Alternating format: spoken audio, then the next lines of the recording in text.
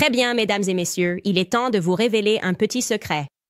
Toute l'industrie du sexe, de la pornographie à la prostitution légale, c'est tellement évident et clair, si vous faites attention, que c'est une grande opération de chantage.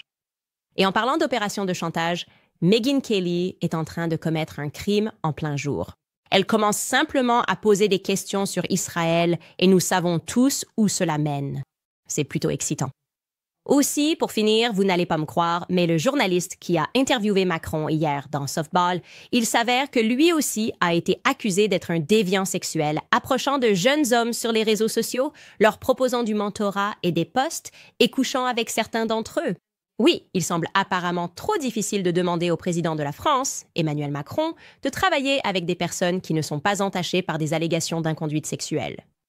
Bienvenue à nouveau sur Candace. D'accord, alors voici ma promesse envers vous.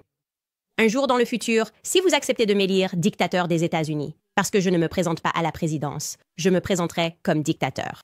Je ne vais pas traiter avec le Congrès. Ils sont tous victimes de chantage. Je me présenterai comme dictateur. Mais si vous acceptez de m'élire dictateur, nous allons faire toutes sortes de choses. Et l'une d'elles sera d'utiliser notre puissance militaire pour foncer en France, entrer dans Paris, peut-être au palais de l'Élysée, et sauver le président Macron, qui, à mon avis, est peut-être victime du syndrome de Stockholm en ce moment. C'est juste fou de regarder cette histoire. Encore une fois, il ne vieillit pas bien. Mais je n'arrivais pas à y croire. Vous n'allez pas me croire, je dis toujours ça. Quand je commence un épisode par « vous n'allez pas me croire », c'est parce que vous allez probablement me croire. Surtout si ça concerne la France. Mais j'ai été choquée hier, je dois le dire, quand des gens ont commencé à nous envoyer des emails pour nous informer que le journaliste de l'interview dans Paris Match, vous vous souvenez de Darius Rochebin? C'était le journaliste qu'Emmanuel avait choisi pour lui accorder une interview au sujet de ce procès intenté contre moi.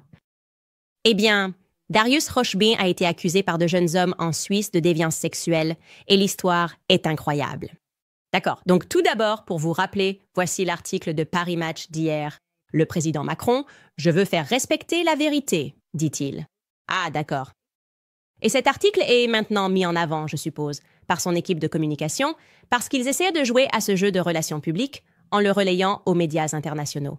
Aujourd'hui, il est dans le London Times, il le cite à Macron « Pourquoi j'ai dû poursuivre l'influenceuse américaine Candace Owens ?» Comme si c'était son moment de bravoure, il s'assoit et se confie à Darius Rochebin. Puis soudainement, mon équipe et moi recevons hier une avalanche d'emails de personnes en Europe nous informant que Darius Rochebin a fait l'objet d'une enquête menée par 3 journalistes en Suisse et a été très crédiblement accusé d'inconduite sexuelle. Alors, nous nous sommes dit « D'accord, regardons de plus près cette histoire. » Peut-être qu'il a simplement été emporté par la vague du mouvement MeToo, vous savez, parce que je suis contre MeToo. Mais non, ce n'est pas ça, les gars, et l'histoire est folle. C'est de la pure folie. Honnêtement, parfois je crois que j'invente tout ça, mais je ne l'invente pas, d'accord? Prêt? Alors tout d'abord, juste pour que vous sachiez, voici le titre, dans le temps. Vous pouvez voir, il est écrit « RTS Darius Rochebin et la loi du silence ». C'est le titre. Cela ne vient pas de Candace Owens. Cela existe depuis 2020, et je vais vous expliquer ce qui s'est passé ici. Il a poursuivi le groupe de médias en justice pour diffamation, mais il a ensuite abandonné sa plainte de manière assez mystérieuse et le groupe de médias a redoublé d'efforts dans ses reportages. Nous y reviendrons. Bref, à l'époque, Darius Rochebin vivait en Suisse et il était le présentateur phare de la radio-télévision suisse. D'accord? C'était en quelque sorte leur Andy Cooper. C'était leur journaliste vedette. Mais ensuite, soudainement, ce qui s'est passé en 2020, c'est que de jeunes hommes se sont manifestés et des journalistes ont commencé à enquêter sur l'affaire, affirmant qu'ils avaient été ciblés par une femme avec une identité en ligne que Darius Rochebin prétendait être. Ils ont allégué que Darius avait créé de faux comptes en se faisant passer pour de jeunes femmes et les approchait. Il avait ses faux noms de comptes féminins. Il était Laetitia et il était aussi Lia, mais apparemment, il était plus actif sur les réseaux sociaux en se faisant passer pour une jeune femme nommée Laetitia. Je dois préciser que ces allégations remontent à environ 2012. C'est à ce moment-là qu'ils disent que cela s'est produit. Donc Darius, à cette époque, était un homme de 46 ans, se faisant passer pour une jeune étudiante à l'Université de Genève afin d'attirer des adolescents à lui répondre. D'accord? Et ce n'est que le début. Car ça va devenir encore plus étrange, je vous le promets. En tant que fausse étudiante, Laetitia, il aimait s'humilier, d'accord? Donc Laetitia, qui est en réalité Darius se faisant passer pour une étudiante, glissait dans les messages privés de jeunes hommes, comme ce garçon Samuel qui a témoigné pour cette histoire, et dès qu'il commençait à discuter avec eux, il se mettait immédiatement à dénigrer Darius Rochbin. Donc il se dénigrait lui-même, le présentateur, mais il fait semblant, je n'invente rien. Il fait semblant d'être une étudiante, mais il se dénigre lui-même, Darius Rochbin. Samuel, l'adolescent qui a témoigné, a dit qu'il n'avait que 16 ans lorsqu'il a été ciblé par Laetitia. Il a dit qu'il avait 17 ans, mais il n'en avait que 16. Il allait avoir 17 ans. Il a dit à Laetitia, « J'ai 17 ans. » Et il dit que Laetitia lui a immédiatement parlé du petit pénis de Darius Rochbin. Donc Darius Rochbin fait semblant d'être Laetitia, et il commence tout de suite à parler du petit pénis de Darius Rochbin. Samuel dit qu'il a essayé de savoir, de comprendre ce que Samuel pensait de Darius. Il lui a demandé son âge. Samuel a alors dit « J'ai 17 ans ». Bien sûr, il arrondissait son âge. Et puis, le lendemain du début de cette conversation avec Laetitia, soudainement, l'adolescent Samuel reçoit une invitation Facebook du vrai Darius Rochbin. Juste pour être clair, ils sont tous les deux le vrai Darius Rochbin, mais l'adolescent ne le sait pas. Il pense qu'il parle à une fille et qu'elle parle de Darius Rochbin, mais maintenant le vrai Darius Rochbin, le présentateur de 46 ans, l'invite à devenir ami. Donc ce gamin de 17 ans se dit « D'accord, c'est vraiment une coïncidence étrange. J'ai cette jolie fille qui, je pense, s'intéresse à moi et qui parle de ce type, et maintenant ce type me contacte. » Et il dit ensuite qu'il prévient immédiatement le présentateur, parce que ce type est célèbre, non? C'est un gars très connu. Donc tu te dis « Hé, juste pour que tu saches, il y a cette fille, Laetitia, parle de toi. » Et Darius lui répond « Oh, Laetitia? C'est une copine de mon ex? Elle est canon, non? Elle est brûlante comme des braises, a-t-il apparemment dit. Il a exactement dit « Elle est brûlante comme des braises. » Et ensuite, il encourage le jeune de 17 ans à tenter sa chance. Il lui dit « Tu devrais tenter ta chance avec Laetitia, qui est en réalité Darius en secret. » Ils commencent alors à discuter pendant plus d'1 an. Donc, il parle à Darius Rochbin, mais il parle aussi à Laetitia, qui est aussi Darius Rochbin. Je ris parce que c'est complètement fou. Ce qui se passe ensuite, c'est que Darius Rochbin, selon Samuel, s'intéresse de plus en plus à la vie de Samuel. Il propose à Samuel de venir le voir dans les coulisses de la RTS, parce qu'il est un grand présentateur, et lui promet qu'il lui donnera des conseils professionnels. Samuel raconte à cette publication que Darius, je cite, « a instauré une forme de camaraderie entre nous. Il a adopté le langage d'un ami. Il me donnait des conseils de drague. » D'accord, des conseils de drague, vraisemblablement pour Laetitia. En même temps, Laetitia, dont ce pauvre adolescent ignore totalement qu'il s'agit aussi de Darius Rochbin, suggère à Samuel qu'il devrait commencer à répandre des rumeurs sur Darius. Donc Darius, faisant semblant d'être Laetitia, dit à ce jeune Samuel qu'il devrait répandre des rumeurs sur Darius, et plus précisément sur le pénis de Darius. Et il s'efforce par tous les moyens, toujours en se faisant passer pour Laetitia, de découvrir la taille du pénis de Samuel. Troublant, je sais. Mais Samuel ne lâche jamais l'affaire, et avec le temps, il devient méfiant et commence à douter que Laetitia soit une vraie personne. Et Laetitia continue de l'inonder de messages, alors il se tourne vers Darius, qu'il pense être son ami, et lui confie ses doutes. Il lui dit « Écoute, je sais que Laetitia, tu dis que c'est ton ex, mais franchement, je ne pense pas que ce soit une vraie personne, et elle me demande de répandre ces rumeurs sur toi. » Alors le présentateur, Darius, le vrai Darius, rassure immédiatement l'étudiant en lui disant « Non, elle est… » Citation, il dit « Je pense qu'elle existe, mais qu'elle est instrumentalisée par mon ex. Donc tu peux continuer à communiquer avec elle pendant qu'elle parle de mes petites parties et t'encourage à dire des choses sur mes petites parties. » C'est comme s'il participait à un rituel d'humiliation contre lui-même. Je ne sais pas comment le dire autrement. Bref, malgré les assurances de Darius, Samuel, qui est sain d'esprit, décide de ne plus répondre à Laetitia ni à aucune de ses demandes.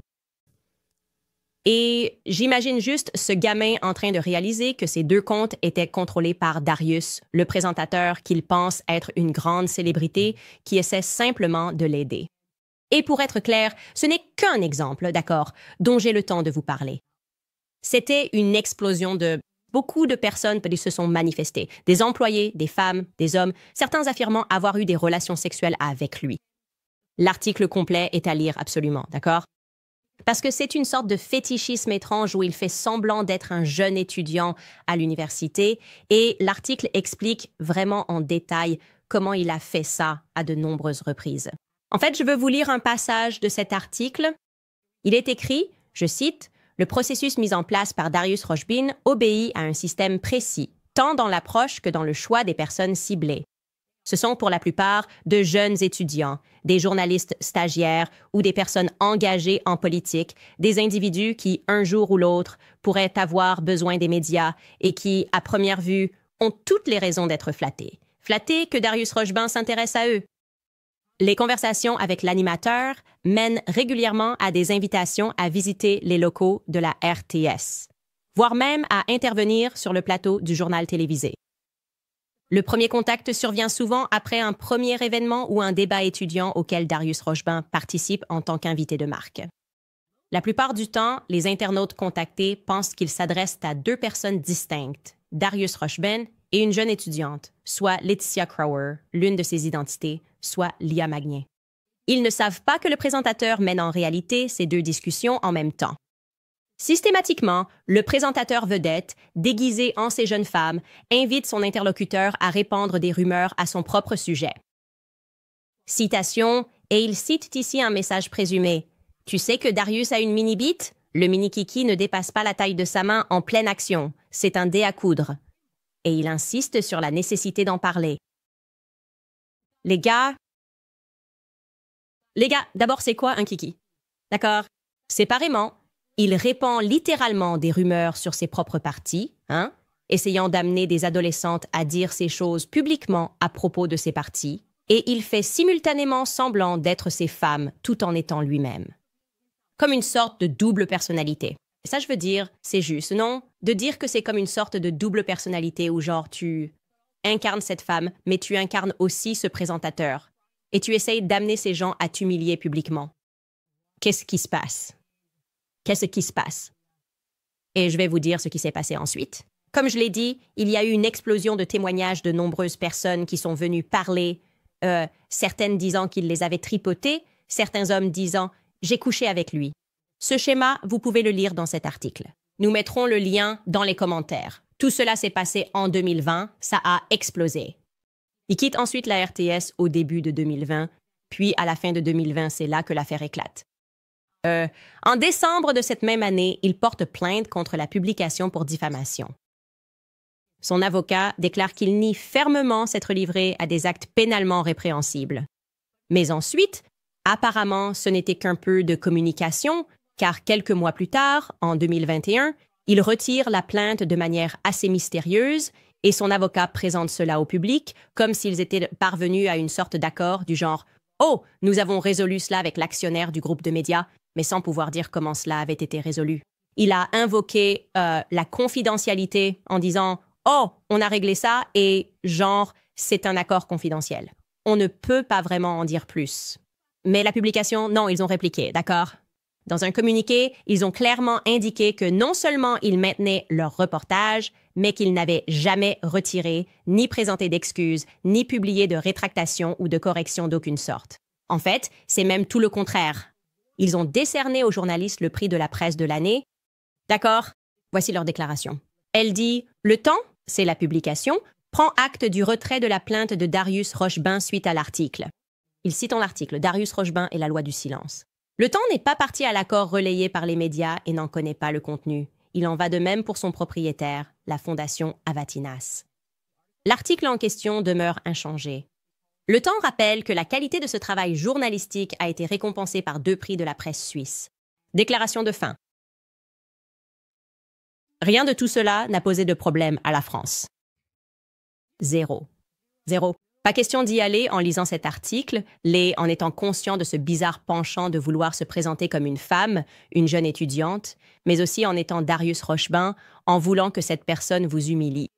France a dit « Tu sais quoi? On aime ce CV, il nous convient vraiment. » Non seulement cela convenait à la France, mais en plus, ils n'ont même pas pris le temps de réfléchir à la question de savoir si cette personne devrait peut-être être interdite d'accès au président de la France, n'est-ce pas? Au lieu de cela, ils l'ont mis dans un jet. C'est lui, l'autre jour. Voilà Darius Rochebin avec le président de la France, avec Emmanuel Macron, qui s'envole ici en Amérique, où le président de la France vient tout juste de déposer une plainte contre un journaliste, l'accusant de diffamation. Il n'y a aucune perversion sexuelle ici en France. Vous ne me croyez pas?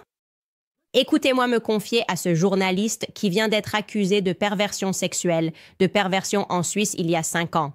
C'est comme si, voilà, c'est la personne parfaite avec qui être photographiée pendant que je me présente au monde entier comme quelqu'un de totalement légitime, irréprochable. Comment est-ce possible? C'est exaspérant. Ça l'est vraiment. C'est fou. Il y a une part de moi qui se demande si ce n'est pas un peu fétichiste pour eux, comme si c'était de l'exhibitionnisme du genre « vous voulez qu'on le sache ». C'est comme « haha, c'est drôle. Vous voyez ce qu'on fait ici? On s'assoit avec ce type et on parle du fait que nous ne sommes pas des pervers sexuels et qu'on va découvrir la vérité. Et oui, faites-nous confiance. Faites-nous simplement confiance. » C'est vraiment, comme je l'ai dit, à chaque fois qu'on découvre quelque chose, ça devient de plus en plus fou. Et maintenant que nous avons pu contacter autant de personnes et obtenir plus d'informations, je suis désolée de vous dire ça, mais soyez enthousiastes parce que nous sommes maintenant prêts à commencer Becoming Brigitte, saison 2. Je pense que c'est maintenant le bon moment. Il se passe tellement de choses en ce moment. Et aussi parce que vous savez qu'une partie de leur motivation à déposer cette plainte était de m'intimider, d'essayer de me faire taire. Et je ne vais pas me laisser intimider, je ne vais pas me laisser réduire au silence. Je ne vais pas avoir peur des pervers qui détiennent le pouvoir. Et la seule chose dont j'ai peur, c'est la presse. En fait, je suis écœurée par la presse qui ne fait pas son travail et qui ne se rend pas compte de ce qui se passe ici, qui ne réalise pas l'ampleur de cette affaire, jusqu'où cela va, que la presse puisse continuer à collaborer pour dissimuler ses traces. Je suppose que cela a parfaitement du sens quand on s'intéresse à une histoire comme celle de Darius Rochebin et qu'on se rend compte que cet homme, eh bien, il a quasiment eu une promotion. Il voyage maintenant avec le président de la France. Pouvez-vous imaginer être l'adolescent, au fait, qui s'est manifesté? Tous ces nombreux adolescents qui se sont manifestés ont parlé de ce qui se passait et que vous voyez maintenant cette personne qui vous a troublé, qui vous posait des questions, du moins selon les allégations dans le temps, vous posait des questions sur des parties de votre corps. Vous le voyez maintenant voyager avec le président de la France. Qu'est-ce que cela signifie pour le reste du monde? Sincèrement, qu'essaie-t-il de faire passer comme message au reste du monde? Je pense que c'est « ha ha ha nanana, vous ne pouvez rien y faire ». Mais il y a quelque chose que nous pouvons faire. Vous savez, l'information, c'est le pouvoir. Le savoir, c'est le pouvoir. Et la série Becoming Brigitte va révéler d'autres révélations explosives. Mais étant donné qu'il y a tellement de personnes qui nous contactent pour nous en dire plus, nous avons décidé que la semaine prochaine, nous allions faire une pause afin de préparer la saison. Donc la semaine prochaine, nous ne serons pas à l'antenne, mais nous reviendrons la semaine suivante. Nous aurons tout de même un épisode demain, donc ne vous inquiétez pas pour ça. Mais je voulais juste vous prévenir et évidemment, il faudra rester à l'écoute parce que l'histoire ne fait que devenir de plus en plus folle chaque jour. Je sais que vous êtes ravis que nous relancions Becoming Brigitte et nous allons aussi faire revenir Xavier